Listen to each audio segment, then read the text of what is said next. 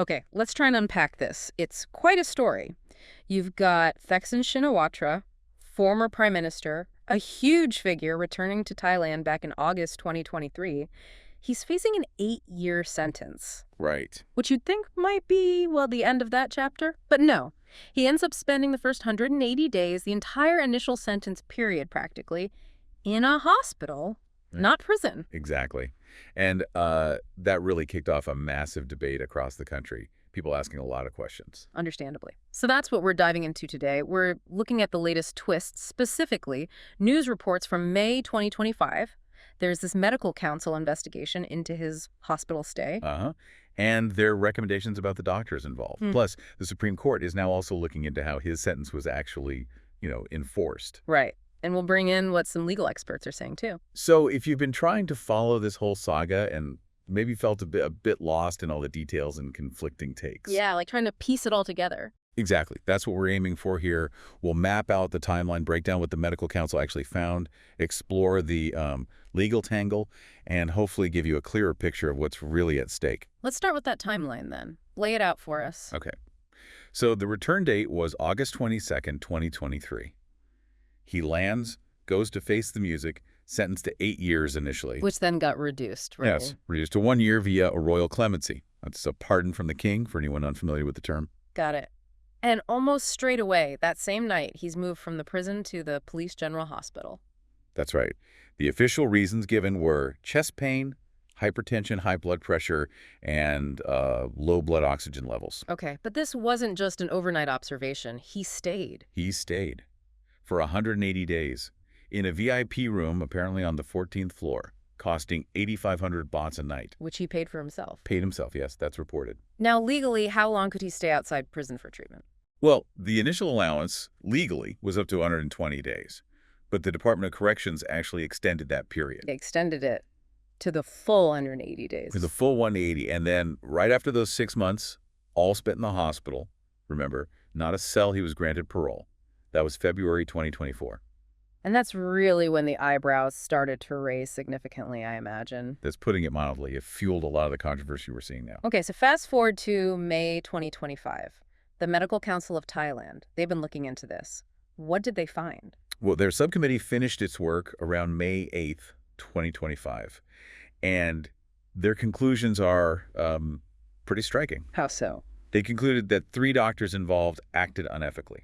Specifically, they found that the claims made at the time that Thaksin's condition was critical just didn't square with the evidence they reviewed. Didn't square with the evidence. So they're saying he wasn't actually critically ill. That seems to be the implication of their findings, yes. It directly challenges the justification used for that very long hospital stay outside of prison custody. Unethically. What are the potential consequences for these doctors then? The council isn't messing around. They've recommended suspending the medical licenses for 2 of them. Suspending licenses. Wow. Yeah. Pol LT Jin Dr. Thaksin Mejithan.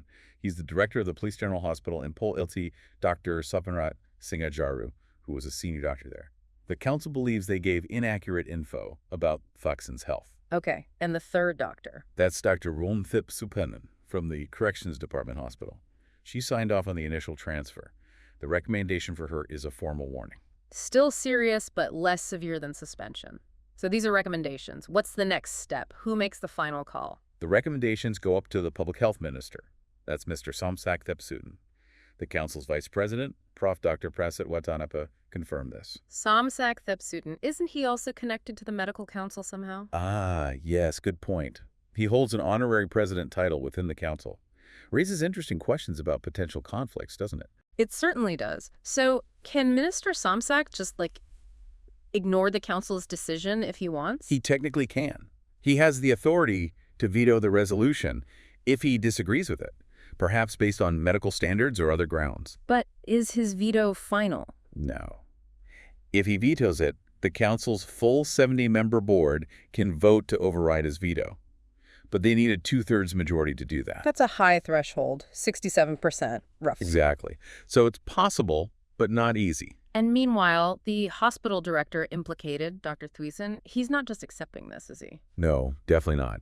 His lawyer has already said they've submitted, quote, new information directly to Minister Somsak. New information? What kind? They're saying it's stuff that wasn't presented during the council's investigation.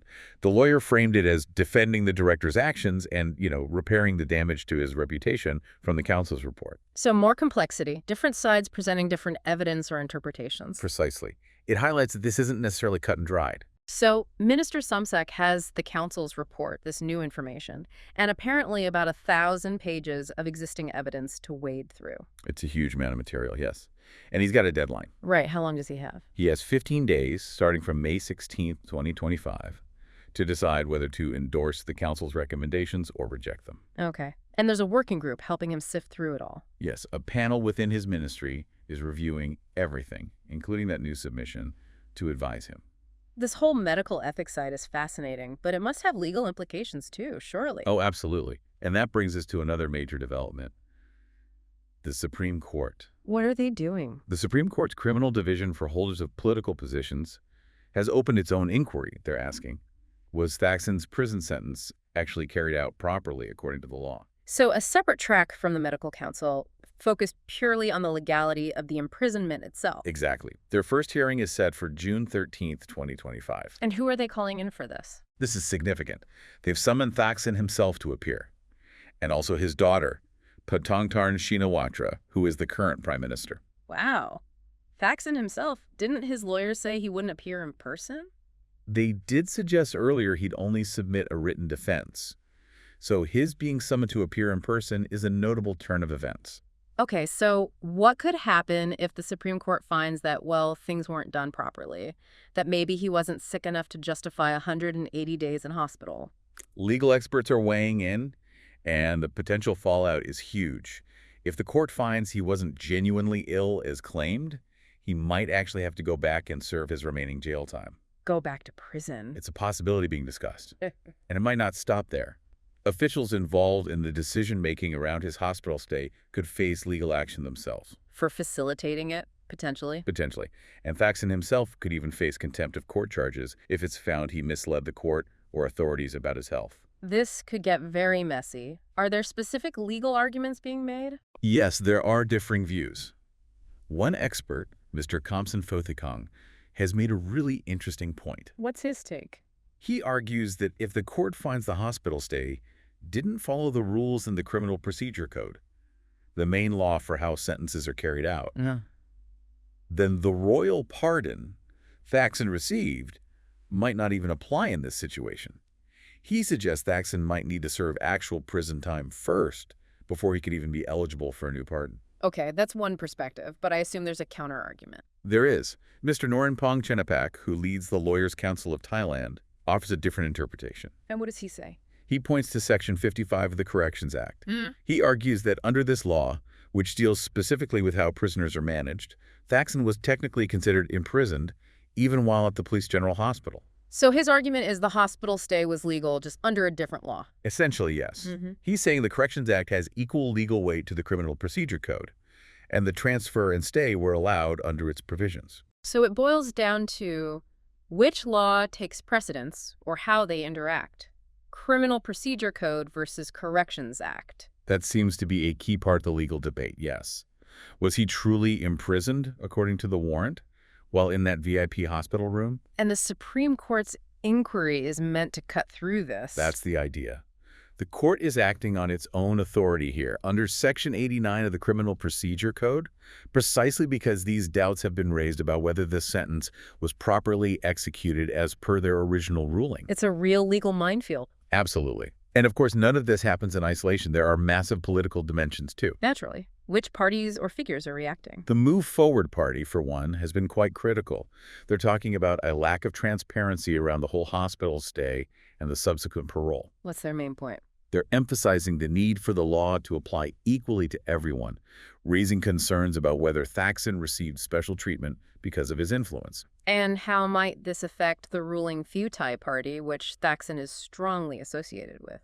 Political analysts are suggesting this could really hurt Pheu Thai's credibility, especially because senior party members had previously stated quite firmly that Thaksin was critically ill. Right. If the medical council and potentially the court suggest otherwise, that looks bad. It undermines those previous statements, potentially eroding public trust. Are there calls for further action against political figures? Yes. Poljan Siripasuth Timiaves, a former police chief and politician, has actually suggested that an ethics probe could be launched against Prime Minister Patong Tarn and maybe some cabinet ministers. Based on their past comments defending his health condition? Presumably, yes. Yeah. Based on their statements versus what the investigations might be uncovering. And this could affect the governing coalition, too. It certainly could add strain. If the public perceives favoritism or rule bending, it could worsen relationships between Pheu Thai and its coalition partners, especially if they feel pressured to defend an unpopular situation. Okay, quite a complex web. So let's try to pull the threads together as we wrap up. What are the absolute key things to take away from this deep dive? I think the central question really is about the legitimacy of that 180-day hospital stay. Was it genuinely required for critical medical reasons? Or, as the medical council's findings now suggest, was it effectively a way to sidestep prison? And the Supreme Court is now the main arena where that question of legal enforcement will be decided. Exactly. Their inquiry will be crucial in determining if the sentence was carried out correctly under Thai law. And for you listening to this, why does this story matter beyond just the headlines about a famous figure? Well, it really puts a spotlight on potential, or at least perceived, double standards. How does the system, both legal and medical, handle powerful, influential individuals compared to ordinary citizens? It raises those fundamental questions, doesn't it? It does. Questions about transparency, about accountability, and about whether the law truly applies equally to everyone. These are principles that affect the fairness of the whole system for everybody. So maybe a final thought to leave people with, something to chew on. Maybe this. Considering what the medical council has found, and with the Supreme Court now digging into the legal enforcement, what does this whole episode reveal about the strength or perhaps the weaknesses of the checks and balances within Thailand's institutions? And maybe how could this case, however it turns out, shape how people in Thailand view justice and fairness moving forward? Exactly. It definitely gives you something to think about long after the specific legal rulings are made.